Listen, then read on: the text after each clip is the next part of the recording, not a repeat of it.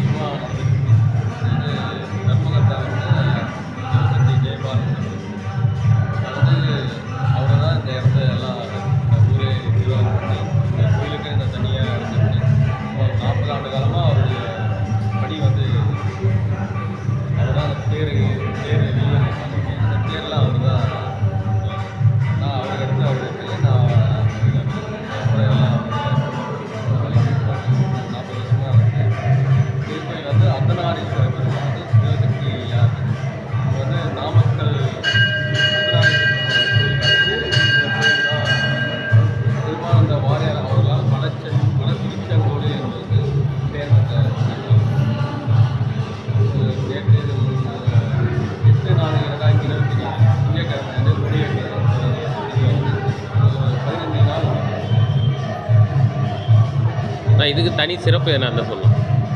தனி சிறப்பு பார்த்தீங்கன்னா அர்த்தநாரீஸ்வரர் பெருமாள் சிவசக்தியாக திருக்கோலம் வந்து இங்கே தமிழ்நாட்டில் 2வது.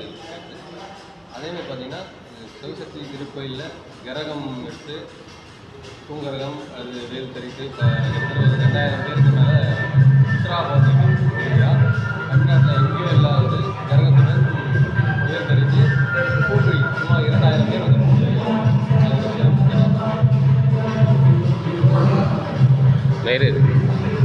என்ன வேண்டுதலுக்காக இங்கே நிறைய பேர் வராங்க. சிவசக்தியாக திருக்கோலம் இருக்கிறதுனால தம்பதியர்கள் வந்து அந்த பிரச்சனை வீட்டு பிரச்சனை தம்பதி ஒற்றுமையாக வராங்களா?